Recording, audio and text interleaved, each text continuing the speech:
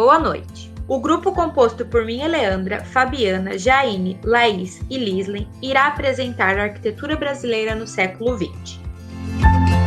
O presente trabalho tem como objetivo apresentar as principais fases da arquitetura brasileira, a partir da Art Deco, passando pela renomada arquitetura moderna, fazendo uma análise do modernismo paranaense até chegar à contemporaneidade, bem como identificar e analisar as influências desses movimentos arquitetônicos nas edificações da cidade de Cascavel.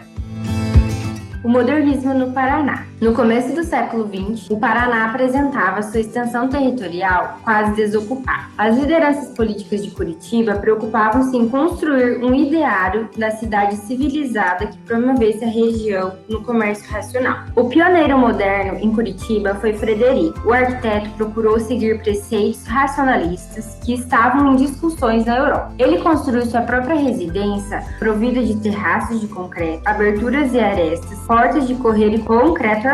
O desenvolvimento da modernidade se estabeleceu com personagens como Rubens, Romeu Paulo da Costa, Ayrton, Elgson Ribeiro Gomes, e o grupo foi responsável pelas primeiras obras modernas em Curitiba. A obra escolhida foi o Palácio do Iguaçu, em Curitiba. O palácio tem uma área construída de 15.941 metros quadrados e foi inaugurado em 1954 pelo governador Bento Munhoz da Rocha, em comemoração ao centenário de emancipação política do Paraná. A obra foi realizada pelo engenheiro e arquiteto paranaense David Xavier e projetado para ser a residência oficial do governador. O Palácio do Iguaçu fica localizado no Centro Cívico, espaço da capital traçado pelo arquiteto Francisco Villanova Artigas, e é o primeiro bairro no Brasil criado para abrigar somente prédios e partições públicas. Como características da obra, foi selecionada o uso de concreto armado, a sua liberdade formal e o uso de pilotis e pele de vidro. Projeto de Nilson Gomes para o então prefeito Jaci Miguel, a residência Skanagata, construída em 1982, possui 1.300 metros quadrados e foi projetada para acomodar 7 pessoas. O subsolo conta com as áreas de serviço, o térreo, as áreas sociais e o pavimento superior às íntimas.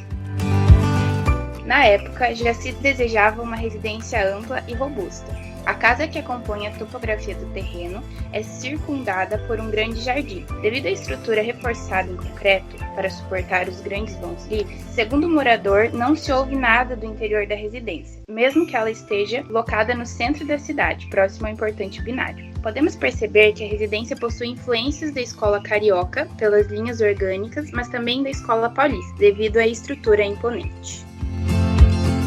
O modernismo social. A Revolução de 1930 criou novas condições para a arquitetura da habitação. O presidente Vargas fez da moradia um elemento da política popular. Os conjuntos habitacionais revelaram qualidade de projeto, novas tipologias de ocupação de espaço e tendências urbanísticas. O projeto BNH, implantado pelo regime militar, foi responsável por grande parte das unidades habitacionais construídas no país. A arquitetura social tem como característica o volume das unidades simples, o acesso central, que não necessita de elevador, pilotis, que dão a impressão de flutuar, e a conexão com o entorno. Em Cascavel, pode ser identificado a arquitetura social no conjunto de habitações na Rua Mobral, as janelas em fitas, o conjunto de habitações também na Rua Mobral e o conjunto de habitações no residencial Parque Poti. O pós-moderno. A arquitetura pós-moderna no Brasil designa uma série de novas propostas arquitetônicas, populares nas décadas de 80 e 90, criticando a arquitetura modernista da época. Ela se desenvolve décadas depois do auge da arquitetura pós-moderna internacional, devido ao movimento ter sido censurado pela ditadura militar, mas a versão brasileira recorre em seu repertório formal. Aqui ao lado, a gente tem como exemplo o Hotel Unique, em São Paulo, e as características dessa obra são que a fachada parece uma colagem, os elementos regionais ganham destaque, tem um diálogo irônico com o entorno, a obra inteira tem um contexto meio irônico e tem características de adições, subtrações, recortes na fachada. Então a gente achou algumas ressonâncias do modernismo em Cascavel, como por exemplo o posto Dubai, que tem uma certa extravagância, cor, a construção da Telequipel, que tem várias adições, vários elementos, a construtora JL, também tem certa ironia com o entorno, e a Casa dos Pisos Decor, que também tem esse telhado bem extravagante. Contemporâneo. A arquitetura contemporânea é marcada por diversas influências, reunindo diversas características. Apresenta a volta das linguagens projetuais fortemente comprometidas com a tendência minimalista. A arquitetura contemporânea não possui uma linguagem única, e cada escolha faz parte de um conjunto que reinterpreta a arquitetura passada. Com isso, esses novos elementos são introduzidos, mas sem serem obrigatórios em todas as formas de expressões. Então, aqui ao lado, a gente escolheu a Casa Eugênia, em Lagoa Santa, em Minas Gerais, e as características contemporâneas são os materiais tecnológicos, que é a cobertura termoacústica, a sustentabilidade, que são os tubos metálicos reciclados, a ventilação e iluminação natural e a integração com a natureza. As ressonâncias do contemporâneo em Cascavel, nós escolhemos o Shopping Central Park, pela grande utilização da iluminação natural, o Residencial Vênus, pelos materiais tecnológicos, Lamoury Concept, que é a integração com o exterior, e a Bauhaus, que é materiais tecnológicos.